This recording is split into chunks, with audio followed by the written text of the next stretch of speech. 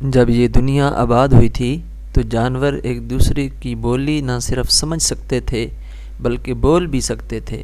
وہ دوستوں کی طرح بڑی محبت سے رہتے تھے۔ دنیا امن کی جگہ تھی اور سب ایک دوسرے کا خیال رکھتے تھے۔ کتا، بلی اور چوہا بڑی محبت سے ساتھ ساتھ رہتے تھے۔ وہ اکٹھا کھاتے پیتے، ساتھ رہتے اور ایک دوسرے کی خوشیوں اور تکلیف میں شامل ہوتے۔ پھر ایک دن ایک غیر متوقع واقعہ کیا پیش آیا کہ سب کچھ ہی بدل گیا۔ ایک دن کتا گھر آیا تو اس کے پاس ایک ہڈی تھی۔ بلی اور چوہا دونوں اس وقت گھر پر نہیں تھے کیونکہ دونوں ہی کچھ کھانے پینے کی چیز ڈھونڈنے گئے تھے۔ کتے نے ابھی ہڈی زمین پر رکھی ہی تھی کہ اسے ایک آواز سنائی دی۔ وہ تیزی سے باہر کی طرف لپکا۔ اسے شک ہوا تھا کہ اس کا مالک کہیں تکلیف میں نہ ہو یا پھر اسے اس کی ضرورت نہ ہو۔ ابھی کتے کو گئے چند لمحے بھی نہ ہوئے تھے کہ بلی تھکی ہاری خالی ہاتھ کمرے میں داخل ہوئی۔ اس نے ہڈی فوراً اپنے قبضے میں کی اور کوئی جگہ ڈھونڈنے لگی تاکہ ہڈی کو چھپا سکے۔ ڈھونڈنے کے دوران اسے زمین میں ایک سوراخ نظر آیا۔ وہ کچھ دیر تک سوچتی رہی، پھر اس نے سوراخ میں ہڈی چھپانے کا ارادہ ملتوی کرتے ہوئے مکان کی چھت کی طرف دیکھا اور پھر تیزی سے وہ مکان کی چھت پر پہنچ گئی۔ بلی دل ہی دل میں خوش ہو رہی تھی کہ جب رات آئے گی تو تینوں دوست مل کر مزے اڑائیں گے اور خوب ہلہ کریں گے۔ کتا واپس آیا تو اسے ہڈی کہیں بھی نظر نہیں آئی۔ اس نے سارے ہی کمروں میں ہڈی کو ڈھونڈا مگر اس کی تلاش بے فائدہ رہی۔ اسی دوران چوہا بھی خالی ہاتھ گھر واپس آ گیا۔ دونوں نے مل کر گھر کا کونا کونا چھان مارا مگر ہڈی کو نہ ملنا تھا نہ ملی۔ دونوں نے ہار نہیں مانی اور اپنی تلاش جاری رکھی۔ چوہے اور کتے کو اچانک چھت پر بلی کی جھلک نظر آئی تو دونوں کا ماتھا ٹکا، ضرور کوئی گڑبڑ تھی۔ ہڈی کی جھلک نظر آئی تو دونوں کو شک ہوا کہ بلی نے ہڈی کو اکیلے ہڑپ کرنے کا منصوبہ بنایا تھا۔ چوہا جسامت میں بڑا اور طاقتور تھا۔ اس نے دوڑ لگائی اور تھوڑی ہی دیر میں وہ بلی کے پاس پہنچ چکا تھا۔ اس نے بیچاری بلی کو صفائی کا موقع دیے بغیر ہی اس کی دم پر حملہ کر دیا۔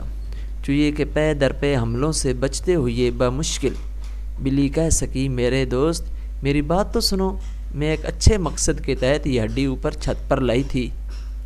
چوہا سخت غصے میں تھا۔ بلی کی ٹانگ کو منہ میں دباتے ہوئے بولا، مجھے تمہاری کوئی بھی دلیل متاثر کرنے والی نہیں۔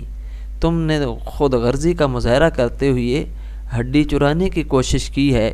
بلی اور چوہے کے بیچ یہ لڑائی جاری تھی کہ اس دوران ہڈی پھسل کر چھت سے نیچے گر گئی۔ ہڈی دیکھتی ہی کتا تیزی سے اس کی طرف لپکا۔ ہڈی منہ میں دباتی ہی وہ مکان کے بائیں باغ کے جانب دوڑ پڑا۔ کتا بائیں باغ میں بیٹھا ان دونوں کا انتظار کرنے لگا۔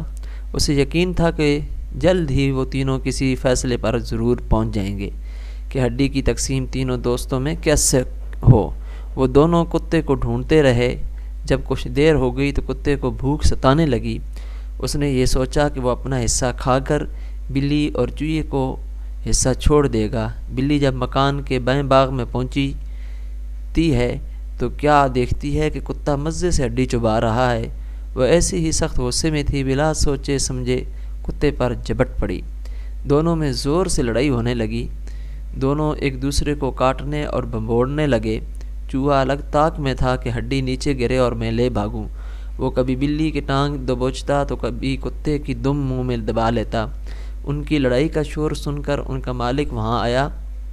اس نے دونوں کو ڈانٹا اور الگ الگ کیا۔ چوہا، کتا اور بلی مالک کے بیچ بچاؤ کرنے سے الگ الگ ہو گئے مگر ان کے دلوں میں پڑی گرہ نہ نکل سکی۔